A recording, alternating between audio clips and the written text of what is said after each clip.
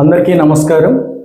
ముఖ్యంగా రాష్ట్రంలో ఉన్నటువంటి చిన్న చిన్న పరిశ్రమల ద్వారాగా ఎవరైతే ఎస్సీ ఎస్టీలు ఉంటారో వీళ్ళు అభివృద్ధి చెందే విధంగా పరిశ్రమలు రావాలి, పరిశ్రమల ద్వారా లబ్ధి పొందాలి, వాళ్ళు కూడా ఎంతో కొంత అభివృద్ధి చెందేదానికి లేదా అందరికీ కూడా అవకాశాలు వచ్చే విధంగా లేదా జీవనోపాధి కలిగే విధంగా చిన్న చిన్న పారిశ్రామికవేత్తలు తయారైతేనే ఈ రాష్ట్రం కూడా ఎంతో కొంత అభివృద్ధి వైపు వెళుతుందని చెప్పేసి అనేక సందర్భాల్లో మాట్లాడుకుంటున్నాం. అందులో భాగంగా రాష్ట్ర ప్రభుత్వం చూస్తే చిన్న పరిశ్రమల ద్వారాగా దాదాపు కార్లు అయితేనేమి లేదా లారీలు అయితేనేమి బస్సులు అయితేనేమి ఇలా సబ్సిడీ ద్వారా వచ్చే ఏవైతే అవకాశాలు ఉంటాయో వాటి ద్వారాగా ఈ యొక్క కార్యక్రమాలు తీసుకొని లేకపోతే ఈ స్కీములు పెట్టి ప్రభుత్వం ప్రోత్సాహాలు ఇస్తూ వస్తుంది.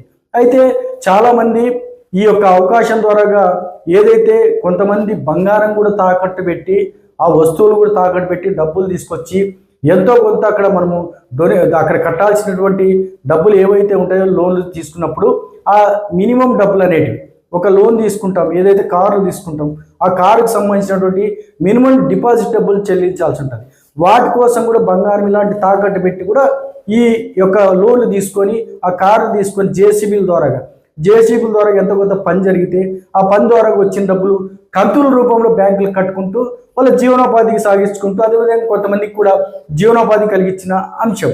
అయితే మనం మాట్లాడేది ఏంటంటే ప్రధానంగా ఈరోజు 2022 సంవత్సరం నుంచి దాదాపు 2026 ఇప్పుడు అంటే ఈ దాదాపు 5 సంవత్సరాలు కావస్తుంది.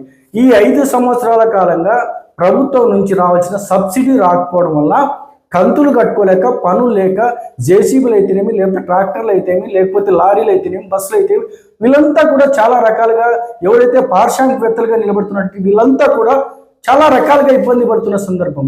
అందులో దగ్గర ఈ రాష్ట్రంలో చూస్తే 8,000 మంది దాదాపు అంటే చిన్న పరిశ్రమ శాఖ పారిశ్రామికవేత్తలు ఈరోజు ఇబ్బంది పడే సందర్భం. 8,000 మందికి గాను దగ్గర 700 కోట్ల రూపాయలు ఒకేళ్ళు ఈ రాష్ట్ర ప్రభుత్వం రావాల్సింది. దాదాపు మన గతంలో ఎప్పుడో చూస్తే ఏం జరిగిందంటే దాదాపు మొత్తం అంతా కూడా రాష్ట్ర వ్యాప్తంగా నిరసన కార్యక్రమాలు తెలియజేసినప్పుడు రాష్ట్ర ప్రభుత్వం ఒక 20% మాత్రమే కొంత అమౌంట్ చెల్లించిన సందర్భం. ఈ రోజు కూడా స్టిల్ నౌ 700 కోట్లు రావాల్సింది.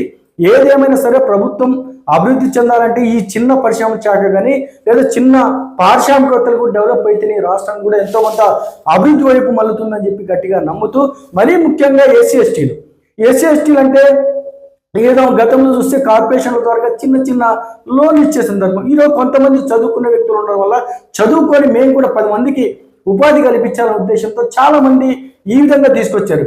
దాదాపు మనం ఒకసారి గమనిస్తే ఒక బస్సులు తీసుకుంటారు, ఆ బస్సుల ద్వారా కొంతమంది డ్రైవర్లు పెట్టుకుంటారు, డ్రైవర్ల ద్వారా ఉపాధి పొందుతూ ఉంటారు. ఈ విధంగా నడుపుకున్న సందర్భం జేసీబీల ద్వారా అక్కడ డ్రైవర్లు కానీ వాళ్ళు లేదంటే అక్కడ పనిచేస్తున్న వ్యక్తులు కానీ అంటే జేసీబీలు తీసుకున్నా లేకపోతే బస్సులు తీసుకున్నా లారీలు తీసుకున్నా ట్రాన్స్పోర్ట్ రూపంలో అనేక మంది కూడా ఇక్కడ కూడా అవకాశాలు కానీ ఉపాధి కానీ దొరుకుతున్న సందర్భం. ఇటువంటి సందర్భంలో తప్పనిసరిగా రాష్ట్ర ప్రభుత్వం ఏదైతే రావాల్సినటువంటి 700 కోట్ల రూపాయలు బకాయిలు ఉన్నాయో వెంటనే సబ్సిడీ రూపంలో చెల్లించాల్సిందిగా రాష్ట్ర ప్రభుత్వానికి మా తరపు నుంచి కూడా ప్రత్యేకంగా విజ్ఞప్తి చేస్తున్నాం. రాష్ట్రంలో చాలా మంది మాట్లాడుతున్నారు, మంత్రులు చెప్తా ఉన్నారు.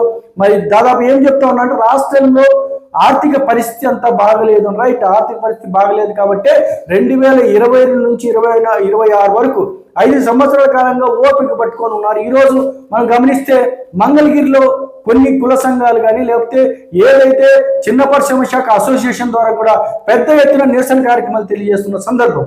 సో ఇటువంటివన్నీ పోవాలంటే వెంటనే రాష్ట్ర ప్రభుత్వం చెల్లించాల్సిన అమౌంట్ ఏదైతే ఉందో బ్యాంకులు చెల్లిస్తే కనీసం వాళ్ళైతే కంతులు ఏవైతే ఉంటాయో కంతులు కొంచెమైనా భారం తగ్గే అవకాశం ఉంటుంది. ఏదైతే అప్పు ఉంటుందో అప్పు కూడా కదా పూర్తిగా ఎంతో కొంత తగ్గే అవకాశం ఉంటుంది. కాబట్టి వీళ్ళంతా కూడా ముందుకు పోయే అవకాశం ఉంటుంది. దయచేసి రాష్ట్ర ప్రభుత్వంలో ఉన్నటువంటి నారా చంద్రబాబు నాయుడు గారు ముఖ్యమంత్రి గారు అయితేనేమి లేకపోతే డీసీఎం పవన్ కళ్యాణ్ గారు అయితేనేమి లేదా ఐటీ శాఖ మంత్రి వీళ్ళంతా కూడా ఒక ఆలోచన చేసి ఈ చిన్న పారిశ్రామికవేత్తల్ని ఆదుకోవాల్సిందిగా ప్రత్యేకంగా విజ్ఞప్తి చేస్తూ తప్పనిసరిగా ఏది ఏమైనా సరే రాష్ట్ర ప్రభుత్వం ఎస్సీ ఎస్టీల కోసం ప్రత్యేకమైన ఈ యొక్క స్కీమ్ ఉందో దీన్ని మరింత గట్టిపడాలన్నా ఇంప్లిమెంట్ చేయాలన్నా రానున్న రోజుల్లో మరికొంతమంది పారిశ్రామికవేత్తలు తయారు కావాలన్నా వీరికి సబ్సిడీని వెంటనే చెల్లించాల్సిందిగా ప్రత్యేకంగా విజ్ఞప్తి చేస్తూ జై భీమ్, జై హింద్.